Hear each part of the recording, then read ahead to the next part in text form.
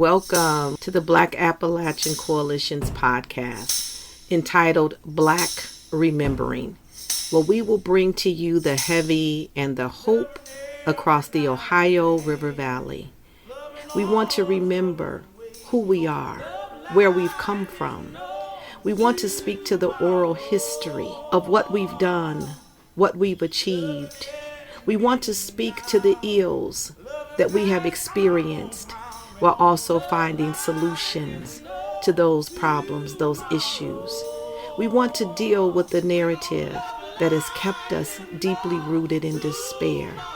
Now we want to punch through that narrative and stand up and say, we are remembering our Black past, and we are rooted, and we are here to stay. Welcome to Black Remembering. We hope that you find your place, your space, and your voice in this podcast. Hello, beautiful people. Welcome back to the Black Remembering podcast, where we highlight the heavy and the hope. Now, I don't know about y'all, but tax season and all things tax related brings up a lot of complex feelings for me. I don't understand taxes. Most of my loved ones and community don't understand taxes. And there seems to be a barrier of knowledge that isn't offered in schools. We're just expected to meet with a virtual stranger for a temporary season and hand over our entire lives to them. So for the next few months, we'd like to offer our listeners the Tea on Taxes series, where we will demystify taxes. The Tea on Taxes series focuses on honest conversations with community members about their relationship with finances, economics, and taxes, followed by conversations with Black tax experts who are kind enough to offer their knowledge to our audience. This episode of the Tea on Taxes is more of a community listening session. We will hear the voices of 2 to 3 speakers from North Carolina who have chosen to remain anonymous. When I say the term taxes, what words, thoughts, visions, or phrases come to mind? Stress. Very stressful. Yes. My situation, I owe money. I'm constantly getting garnished, so it's very stressful. Stress. Mm-hmm. What stress for you? Just the whole process. I don't know. Just like filing it or getting your paperwork together? All of it. All of it, yeah. All of it. I don't understand taxes. You don't understand why you have to do it if you've worked so hard all year long. And I don't understand the fact that if I don't have dependents, but I'm getting this large amount of money taken out of me all year long, then why don't I get that back just like everyone else just because I don't have dependents? Mm-hmm. Mm. And I end up always owing at least $3,000 or more. But they tell you you're in a different tax bracket, but what is $40,000 for one individual when you're not getting that money? They're not including the insurance and all the stuff that's being taken out of you, not along with the taxes, and I'm still getting garnished. I don't get all that money back. If I do a normal 80-hour pay period, I won't even pull $600-700. I can't pay bills like that. But IRS want their money, and it's just not fair to me. So. No, I think not having dependents to claim really messes with you, because I've been owing for the past couple of years. Yeah. Oh. It hurts. The cost of living is so great. You still got food to purchase. We're not talking about just your bills. Mm-hmm. We're talking about you got food, you got life insurance, other things to pay. And then they still want their money. It's way out there. It makes you feel like, okay, now I see why people go out and get all these dependents that they really don't have when they file their taxes. It also comes with a fear thing. Yeah. Like, of going to jail, something. I don't know. The fear gone with me now, honey. I mean, they have all these organizations that help you, but you got to be in debt over $10,000. I'm not in debt over $10,000 because I'm being garnished and I'm paying. So it's keeping me at, I think my highest right now is my garnishments and everything I pay, and I'm getting back, but I still, with this next one, I think it was like 2,100 or something that is still coming out. I don't know. They confuse me half of the time. Mm-hmm. And now I got to go file again for what? I got to pay them to file again to end up with the same outcome of owing. It's a lot. I never have to owe. but I don't get nothing back. I always wonder, like, with how much taxes they take out each check, where does it go? Exactly. Because we're not getting it back. We're not getting it And back. it just don't. I don't see where they're putting it. The little people have questions, honey. Not I'm just the big. crying. Little people have questions like, where is it going? Why? So, what were you taught growing up about taxes? Nothing.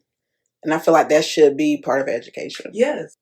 Everything about taxes in school early in age. I just remember FICA. I remember when I was in school learning about FICA, how to have whole bank accounts, and what the benefits were of bank accounts. They don't do that no more in y'all time. But with us, they trained us what FICA was and how it came out. Because I was working at 13, 14.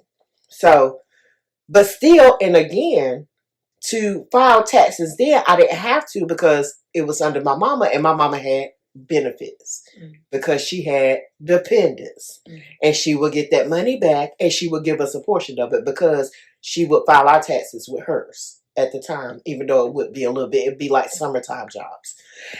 But still, the way we was coming up, and I'm pretty sure y'all remember y'all parents, when they would file taxes with the dependents, it's like, oh, that was like another Christmas. Mm-hmm.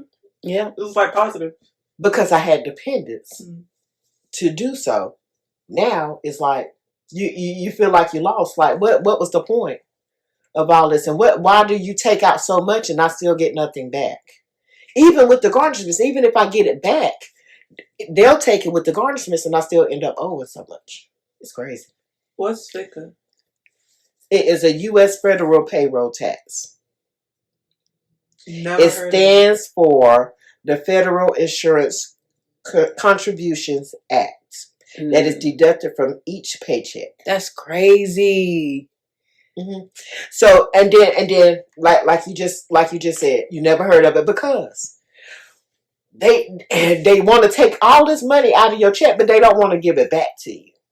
Like literally, Social Security for people that I'm just turning 50. So what does Social Security look like for me in 17 years? Are you going to raise the retirement age by that time? Will I even get to touch a percent, anything, as long as I've worked? And I've worked for a long time. Will I get to touch any of my retirement as far as Social Security? Because a lot of us don't have IRAs stashed away in banks. I tried the 401k. You know, it's you know, you got to be consistent with a job on that level. Now I'm gonna try it again when I start back. But at the end of the day, a lot of people that don't invest in IRAs or Bitcoin or all this other stuff, what do they have to look forward to with Social Security that you're taking out every pay period? Some of them might not even get it, right? Because we're under a presidency now that's talking just that. So what about the people that have had, I get a summary saying I get so much because I've worked so long. What about all these years that I've had Social Security taken out? Are you going to give me that money back? That's what I want to know. That'll help a whole lot too. I read somewhere that the elderly population is becoming more and more, like the amount of elderly people who are homeless is increasing. Oh, that's so sad. Exactly. Because we're like taught to work. That's so sad. Until we can get to this point where we don't have to work anymore. But that's a lie. You mentioned like wishing that we were taught about taxes in school. Mm-hmm. Can you say more about that? It's just very important. I know I've seen videos. It has like the young kids, like the 16-year-olds that are starting to work. And then they look at their paychecks and they see how much they take out of them. And it's like, where's it going? Like, everybody has questions. Where is it going? Like, because we're really working forever. Like, we work so long. And, like, everybody needs every little bit of their money. But we just like, where is it going? Because we don't see it. Or I just feel like it's just important to have it in school. I feel like some of the things that we getting taught just not prepare us for the real world. And then you get dropped into the real world. Like, and then we are confused. And then that's what messes people up. And financial, anything. What's we just really need to know. what's mind-boggling to me is they're so quick to teach the young people, the younger generation, about credit cards and how good it is to build your credit. We didn't even learn that. No. Like, they don't teach us nothing in school. That's why we didn't know what you were talking about the fifth. I didn't know none of that. They teach none of that. When I was in undergrad, I got swindled into a credit card, and I was like, okay, this makes sense. The partner I had at the time needed to get home for Christmas break, and I paid her way there, and I still have to pay that debt off. I don't know anything about credit, and my credit is messed up. You're constantly thinking about the next emergency or like the next like relevant thing that I need to take care of. So stuff like fixing your credit, stuff like it's back burner. Yeah, it's like because you have more life. Like you got so much more to. That's a now thing. When you overcome the fact that it's immediately set up. I'm learning that Social Security numbers are set up the way they are set up. It's not fair that young people are put out amongst civilization not knowing the fullness of what they need to know as far as credit, as far as saving, as far as 401ks, as far as FICA. It's not set up for y'all to do because sometimes I don't think they want you to. I've spoken to a few like tax experts that we're going to have on the show later in the season. But even in our preliminary conversations, they were dropping terms on me that I had never heard. They were like, their non-Black clients would come in and they'd be like, all right, don't want to talk about that. Let's talk about a tax plan. And they know somebody taught them this. So like outside of school, in their family, in their community, somebody taught them this term so that when they go to meet with their HR block person, with their tax consultant, they know exactly what to talk about and how to get ahead. And it's like if that information is gate kept, and not distributed equally, not made available to everybody, then you don't know what you don't know. Mm-hmm. So we've all talked about not being taught about taxes, but we're all grown and we all have to pay taxes. So how do you know what you know about taxes? Like they could be telling us anything. We just like agreeing with it because we don't know. We don't know nothing. Not the language, nothing. We just kind of hand it over to somebody else. Yeah, okay. That's all. And that's how a lot of people get messed up. Mm-hmm. Like it's a lot of rich people that were owing taxes because they were leaving it to their people to take care of, and they weren't. Mm-hmm. So they end up with big bills, and even some of them wasn't even paying and going to jail, doing big time. Or pay this money. That's federal. I don't want to go to jail either, but shucks be darn. Let me know why I am kicking out all this money, because when I get my check is saying I made $2,100 or $2,300 for 76 hours, and then I get every bit of $900, $1,000 back. Where is the money? Like that makes people not want to work. Yeah. Like you're being robbed. And it's, you got to work. We are being robbed. Bills to pay. But at the same time, like where is this money going? And how will we benefit from it in the future if you're talking about now cutting Social Security out? And there are tax breaks that we don't even know about because nobody tells us about them. Like I watched this dude on Instagram who was like, did you know that if you get married, you can write that off on your taxes?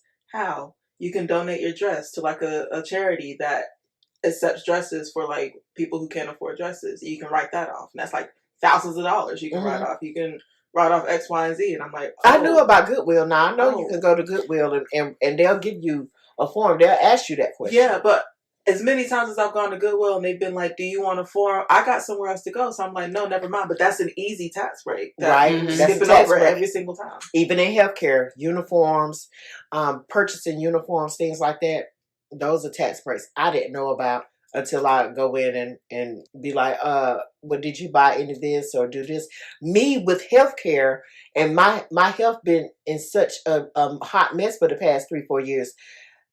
They saying it's breaks in that. And I didn't know about that. Like what? I don't know yet. They haven't told you? Mm-mm. That's the thing.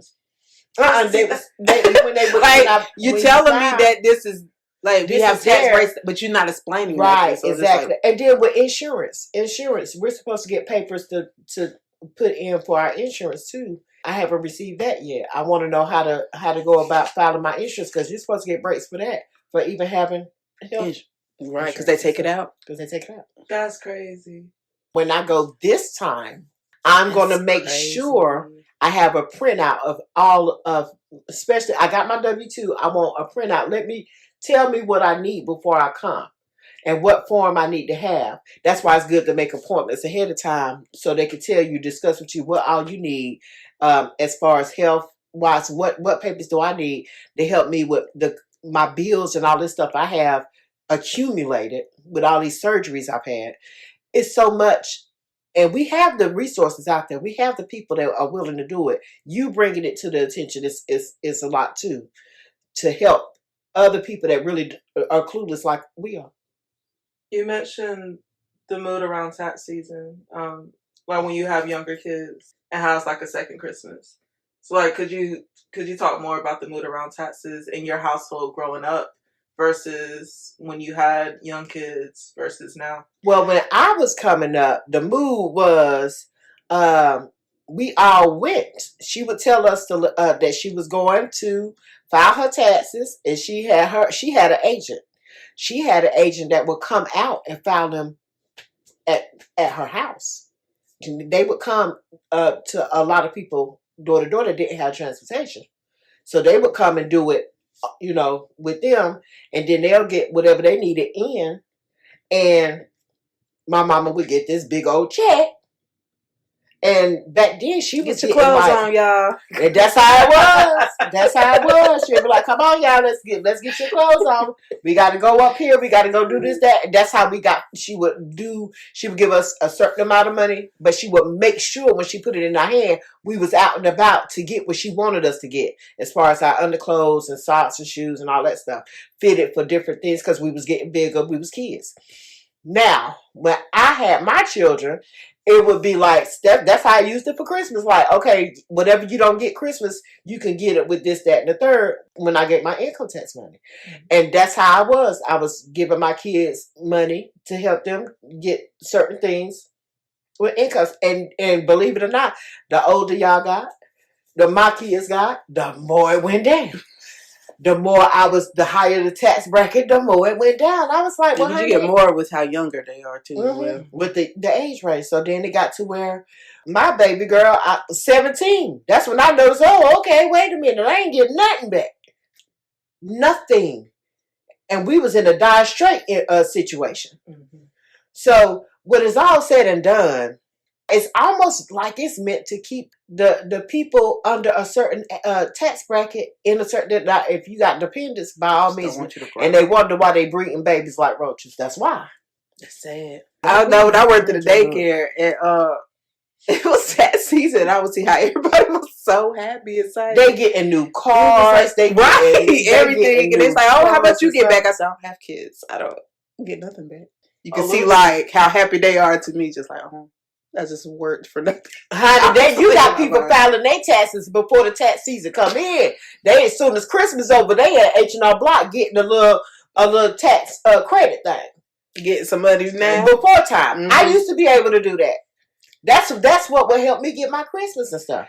But then you owe, like, you'll get that, and by the time tax time come in, you better get it there and file taxes, or you're older people. I know we used to be happy. I mean, I used to be happy when my mom got taxes. Mm-hmm. It's like, because I knew we was going out. We're going to stores.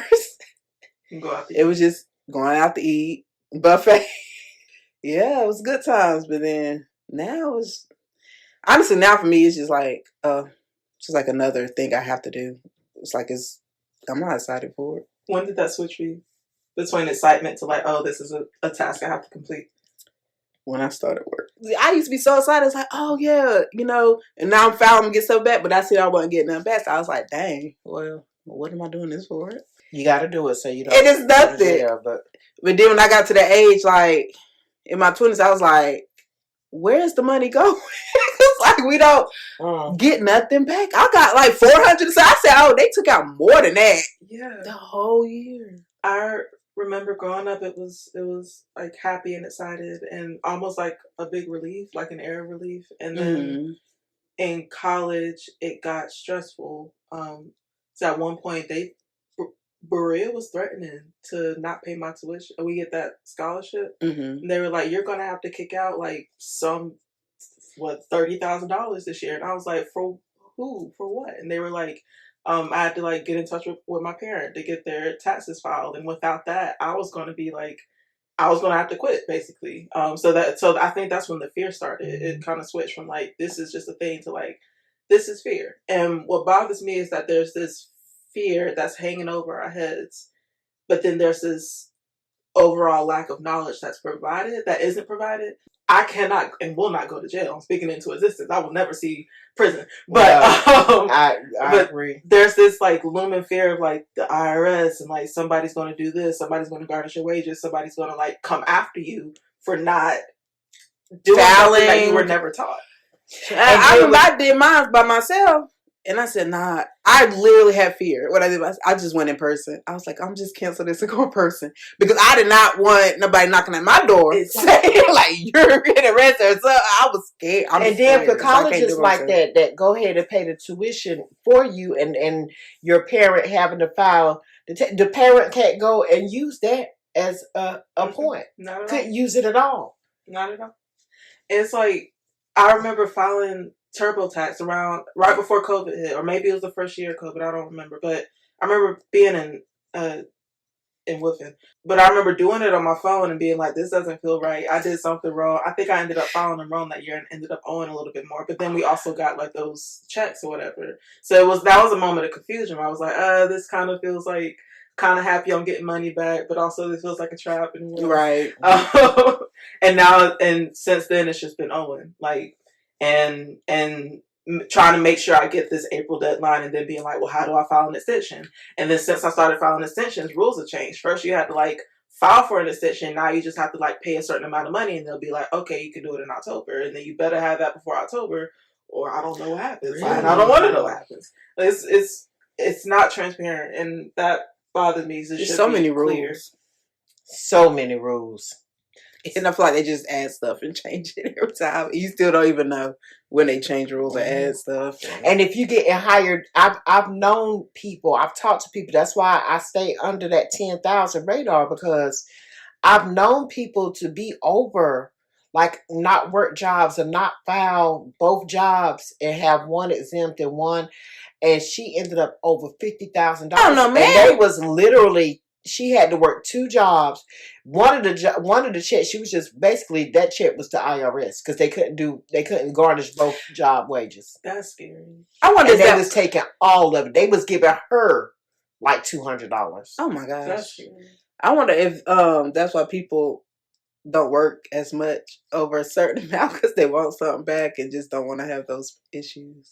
You know, we know people. I know I cannot survive under short-term disability. I would never, even though I thank God for the short-term disability, but that's something that I pay into with my insurance. And that's coming out of me that that literally I feel like I should have. And it's an arm and a leg to get your stuff. More. Period. And it's coming out monthly. Oh, I just don't. It's a lot. And even then, you still got to put in 10% of that too, or you put in a certain percentage of that too, to pay for taxes, so you won't be stuck in a hole. That breaks my heart. So I know it's like a connection between when you do your onboarding paperwork when you first get hired, and then there's like a renewal thing you can do every year, I think, and then there's a connection between your HR paperwork, onboarding, and then your taxes. And every time I go to fill out a W-2 or a W-9, I don't know what I'm doing. I'm just like, I don't have to, okay, a zero here. That's what I do. Take $50 it's out. It's like, put a 1 down for a dependent because you're caring for yourself. Mm-hmm. You can do that? Yeah. I was told that. What? I was. They was like, so I was like, I don't have any dependents. It's like, well, you take care of yourself. You can put that down. Put a 1. I always get help when I go file mine. Like when I go back. Because they say you're paying your bills, you're paying your stuff, you fit, like you're taking care of yourself. So like, does your HR person walk you through that? No, my HR person did tell me that you could file yourself as a dependent. So 1, but a lot of other stuff, because they was like, "Do you have any questions?" I'll be asking, but it's like they're trying to rush through it. Yeah. And they just skip over a lot of stuff. Yeah. And that's when you need to read your farm. I think that's a problem though, because I'm thinking back at the school I used to work at, and I remember sitting down to do that HR paperwork, and they were rushing me through it, and I didn't read anything. Sign here, just sign. Because I need to go set up my office. I just did what they said. And now you look back like, dang, what didn't I read? It's always good, and if they rushing you, pump your brakes. I am going to put my signature on something that I need to make sure I'm not signing my life away. That's how people do with contracts in the music industry, entertainment industry. You've got to read that fine print. Mm-hmm. Got to. Reading them terms and conditions. That's how some people get set up for failure though. Like if your person doesn't sit down with you and really explain everything, if they just assume that you're supposed to know. Because a lot of people just assume that you're supposed to know, and then all those assumptions keep going, and then you're like, I don't know how I got here with my taxes. Then people probably don't want to be a bother. Be like, oh, okay. Exactly. Okay. And so you always go back and read it, but we already signed it. Or you'll get that, well, you should have read that upon signing. Your responsibility. That was your responsibility. Mm-hmm. So what barriers do you think exist currently in our society when it comes to education around taxes? If you don't acquire, you're not going to know. I don't really think there's any barriers. We've just got to be mindful of asking and acquiring more instead of sitting back and saying, oh, well, we'll just do this, or oh, we accept that. Okay. That's what I think it is right there. What do you think? Just not teaching it. Especially with young people, because, young people are going to be scared to even ask questions and stuff because, what they go ask if they don't know nothing? You don't know. You don't know. You don't. You have to be willing to ask the questions. But also, if you don't know that those questions exist, then how can you ask them? Young people are just scared to ask when it's important stuff. Like they want to, but they don't want to say the wrong things, or that's probably why they always ask for their parents to be there. I wouldn't have asked because I don't know nothing about that. So how I'm going to ask something I don't know nothing about? Because you can't just like, okay. That's way out there that you said in that mindset that, okay, when mom was getting taxes, or when dad was getting taxes, they was getting this much. They was getting this amount, but you're not knowing is because they got kids and dependents and houses and stuff that they're writing off to get this. I didn't know. I didn't know it was certain things I could have been writing off until the last minute. What do you wish the conversation around taxes looked like or sounded like or included? Easy. Just more explaining everything. I feel like they should do that automatically. Yeah. Doing taxes. It's like explain each thing you're going over. Why would it be like this? Why is it like this? And just go from there. I just feel like they should explain it more. I wish they gave us a doggone manual and said, hey, here's what you can write off. Here's what you need to keep mindful throughout your year. Mileage in your car when you're going back and forth to jobs, buying uniforms, any type of stuff that you're putting out as far as your work is concerned. If it's stuff that can be written off, I wish they had something that could pretty much give us a blueprint on save this. Because it's a lot of people that save the receipts. And have paperwork, receipts and everything throughout the whole year to file their taxes. That's why they be having books. That's why they had a folder with the different things. And you notice it's mostly older people who been here forever. Right. that knows. You never see the younger because people. Had I not have known all the stuff to look forward to, or the fact that you got to keep it's good to keep your taxes for 7 years. I didn't know that. I was throwing my taxes away until one year the lady was like, well, I'm going to need you to go back and get your 2000 so-and-so because you didn't, it doesn't have on record that you filed 2000. I was like, huh? Well, I do believe I filed it when I went back and pulled back. I said, well, I threw all my stuff away. I didn't know I was supposed to keep it. She said, well, you're supposed to keep that for at least 7 years. They never told nobody that though. I was 2 years old when I learned that. Because people automatically throw it away because they're social on there. They want right. They got the information shredded. Right, exactly. But when you get audited, they expect you to have all that stuff.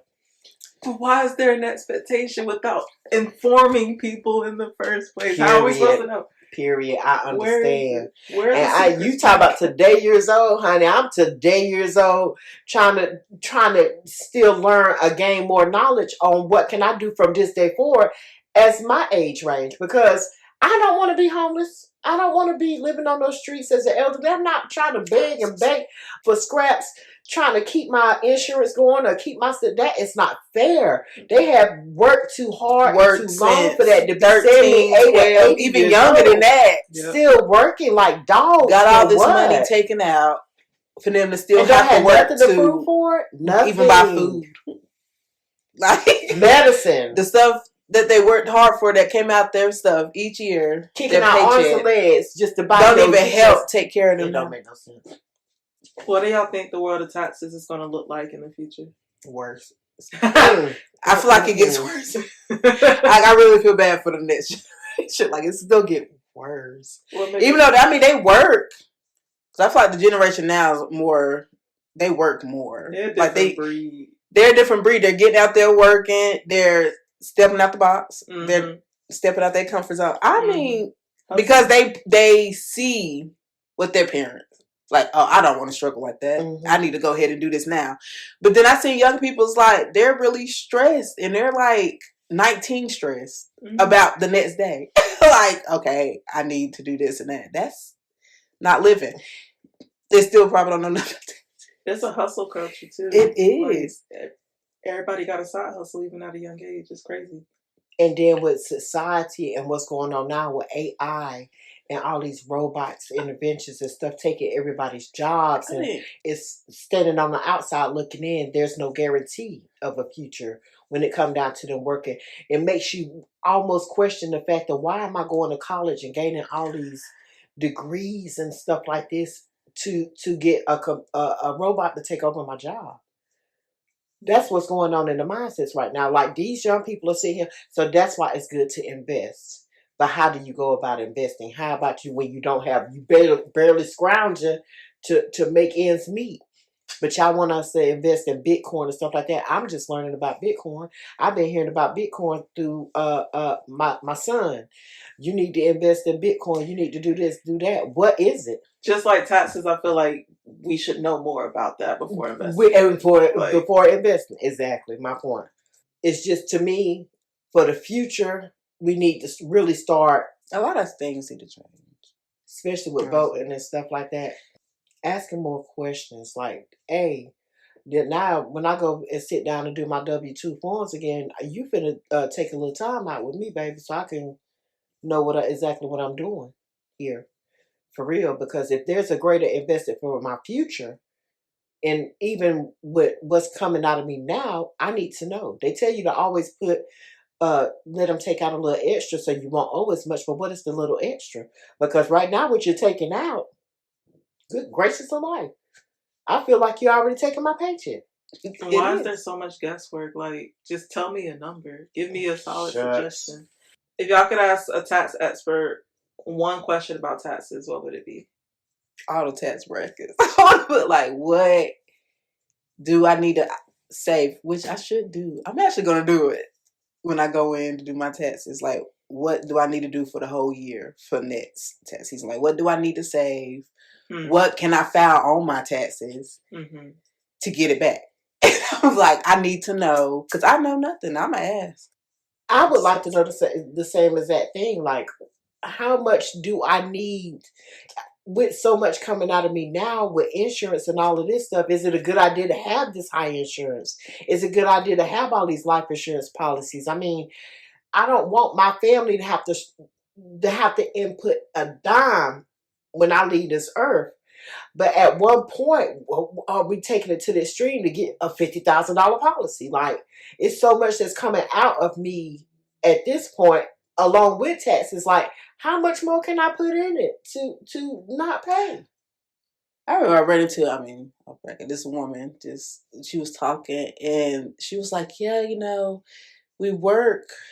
It's just like we work and it's stressful to even go to work because then you're not happy, but you got to do this. You got to work a certain amount just to get a paycheck, even though so much is coming out. And then she was like, because I can't even buy a banana. And she was probably in her 60s. And I'm just like, wow. And the fact that they still have to work just to make a living, it's ridiculous. I don't know. It goes to show. It's just like it's a never-ending bad dream. All my life, I would say, I cannot wait till I'm grown. I cannot wait till I'm grown.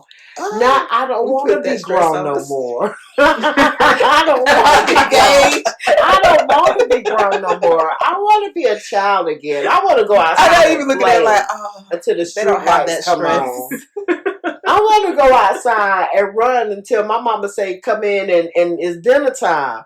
I want to go to school and actually pay attention and do what I got to do in school and just love on school a little bit more and throw everything and stop worrying about the outside. If I could go back knowing what I know now as a 50-year-old grown woman and go back to when I'm saying life starts really making sense to me at, I'm going to say 12, 13, baby, my own expectations of life would be totally different right now.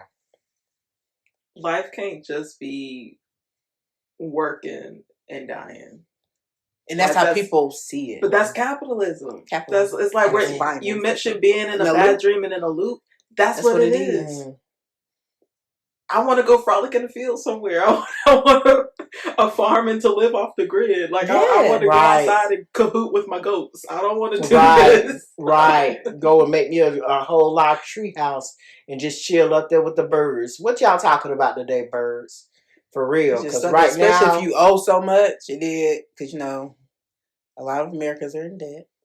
It don't matter what it is. But you also don't want the fact that you're working, though, and then all that, you working hard. People get like $900, a whole check out there, stuff from taxes. And then you're paying stuff off. And so, like, what are you doing? I mean, it's people really probably living off, like, cans of beans. Yeah. That works full time. Yeah. This is reminding me of a conversation I had with one of my friends who was like, there's a such thing as, especially with Black people, African American people in the United States, like, especially if you're lower income, there's a certain amount of depression that's directly tied to your finances. Like, she kind of was like, if you took this away, like, if you had all the money in the world, would you be feeling that? This can't be it. This can't be it. Right. Somebody lied to us. We're in the Matrix. It feel like the Matrix, for real. A real live Matrix, for real. All jokes aside. And the reality of it all is, even the richest people in the world are miserable. But they have their own level of misery. Like, what else can I do? But I don't even know where the middle class or the lower class line is drawn anymore. Because everybody is in a struggle. It's the rich and then it's the not rich. Yeah, period. It's that's like, the line. I've always said I want to be comfortable. I don't want those, what Biggie said, more money, more problems. I don't want that type of life. I just want to be comfortable and what's more, I want my family to be comfortable. Even in watching that a movie I watched with my daughter the other day, it was the fact that man said that I want to be able to have a home and land for all of my children and grandchildren to be together in one home, so we can all do this thing together, and the stress probably wouldn't be that great. You see what I'm saying? Mm-hmm. But that's the reality of it. You've mentioned that in former conversations before, like as a dream to have like a cul-de-sac or a neighborhood where like everybody has their own house in the family. Like that's generational wealth. Yeah, generational wealth, and that in itself is wealth. About having your family. It's not about the money or the means. It's about having your family all in one, and we're dependent on each other. Mm-hmm. It's people out there that have their own gardens. They have land. They have cats, dogs, cows, chickens. They have all of that. They don't have to look at the outside. I want to be that person in there with my animals, not looking on the outside. So when something goes on out here, or they recalling stuff over here, we got to do taxes on all we got to worry about is the land and our animals, because we're going to depend on what we got in that circle. We can be self-sustaining. We can barter. Not we can stress, trade. not worry. Give me some of your eggs, and I'm going to give you some of my herbs out of this garden. Like, let's trade. Once upon a time, this country ran just like that without all of that. And there was a Black Wall Street, but they bombed it. Mm-hmm. So I feel like what you're talking about is alternative economies. And that's been something that we've been deterred from through violence, through saying, like, even like mental violence, like, oh, you can't do that. Or you can never like get there or do whatever. And if you're taught that in school, which this is a different conversation. I don't know if we got to like take this out or not, because But if you're like taught, if critical race theory is taken out of schools, if you're taught that like your history started with slavery and you can never amount to anything else, if you're not taught that your ancestors were kings and queens who were self-sustaining, that Mansa Musa went through and wrecked the entire European economy because he was just handing out bags of gold and nobody knew what to do. If you're not taught that you like come from that greatness, then you think you have to start in this place, and you think you can never be this great, and you think you can never have this much, and you think that you're stuck in this loop. Instead of being in such a struggle. No, we can't depend on other people to do it for us. No, we cannot depend on, but there is a people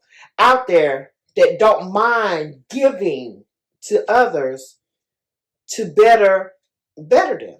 I've seen it. I've seen them play it for us. I've seen the mindsets of these younger people that are blessed, that are playing it forward.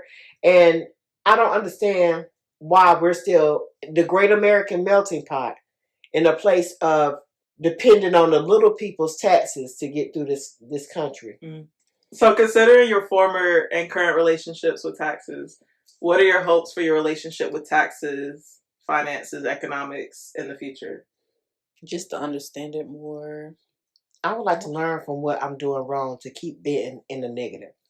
To not let it be a dread or a stomach ache. Mm-hmm. Just want a positive relationship with taxes. Or a constipated nugget that I gotta poop out.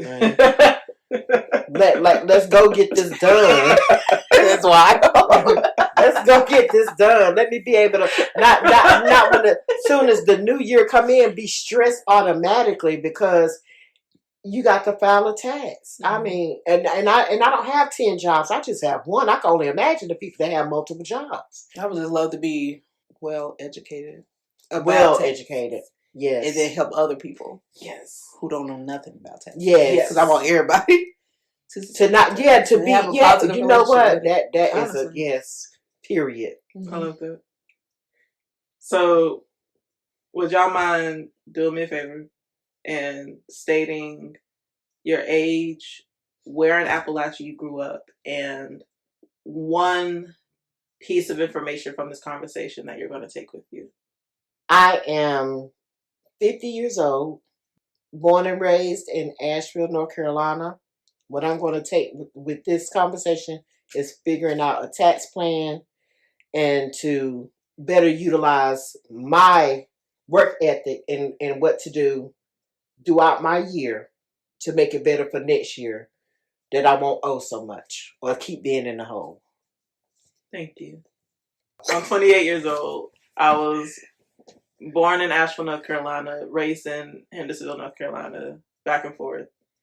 And what I'm going to take away is the desire to learn and the hope that I can get myself out of debt. I am 31 and I was born in Asheville, North Carolina and raised in Fletcher, Hendersonville. What I will take from this is to just better learn and educate myself with taxes and just understanding it more on why is it this way, and just honestly just do better, like collect all of my information. I want to learn on what I can file, and then just prepare myself the whole year, make sure I have my receipts, make sure I have everything, and just go in there and just let them know. And hopefully somebody your girl know what she's talking about, and this is how it's gonna be.